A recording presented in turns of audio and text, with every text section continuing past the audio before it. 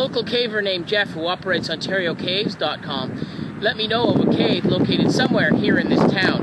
It's a small, narrow passage known as Kettle Cave. Kettle Cave is approximately 30 meters long and about 1.5 meters in height. It was mapped by Scott Essenwenger and T. Magritte in November of 2003. It was named by a kettle found in the cave, which they found quite interesting. Anyways, let's go have a look at the cave.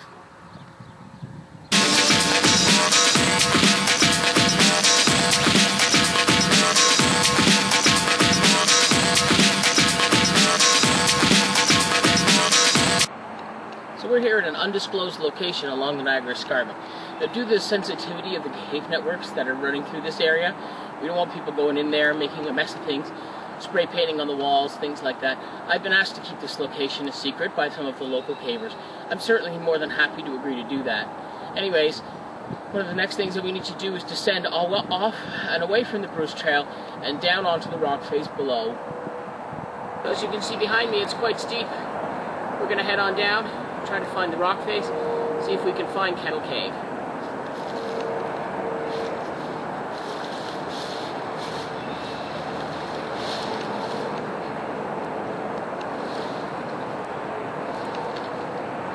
So here we are along an area of the Niagara Escarpment, and as you can see, all we have here is all kinds of limestone rock.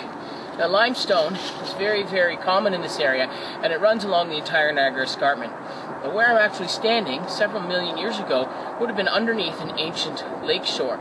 This was a seabed. This was the edge of a seabed. Now, what would have happened is, with the waves constantly crashing against this limestone, which is a very soft rock, what will happen is it'll eat away at the rock, causing the depressions that you can see behind me. The best part about that is, when you have depressions and you have water pushing into the rock, you're going to get caves. So right above me here is the entrance to Kettle Cave. So let's go on in, see what we can find.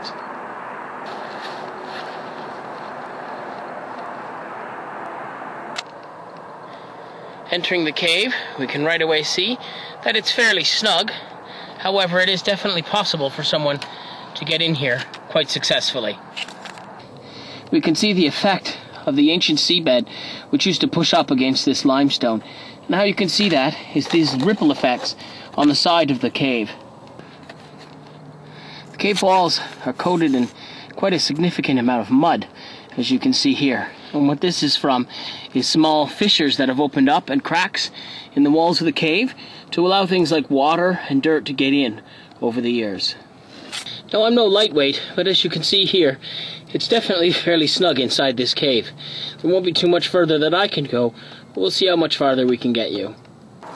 As we can see here on the cave walls, there's a lot of algae and lichen growing. And what happens in the cave environment is a little tiny bit of light, a little tiny bit of water, and an awful lot of moisture on the walls makes great growing conditions for this kind of species. I'm a little bit too big to go any further on to this cave, but up ahead I can see light. So what that tells me is we have a cave window. Let's go on out and take a look.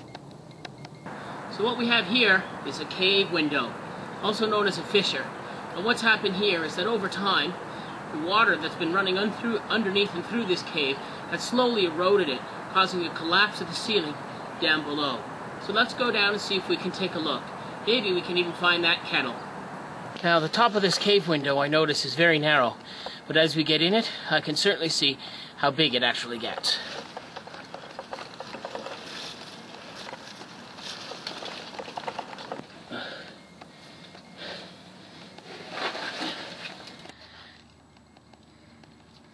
As you can see, I've managed to make it down into the cave fissure, or the cave window. Now, you can definitely see here evidence of a lot of water activity that used to rush through this cave at one point, which carved out the design in the rock. The one thing I can definitely see a lot of in here, as soon as I enter, is a lot of rubbish and glass. That means it's going to be really easy to get sliced up. I can see that the cave goes on quite a bit further. Unfortunately, with all the glass and rubbish laying on the ground, I can't possibly go any further. Even laying on my belly, there's a good chance of injury. This brings us to the end of our guided tour of Kettle Cave. It's about as far as I can get into the Kettle Cave, mostly because of all the glass and rubbish that lie ahead.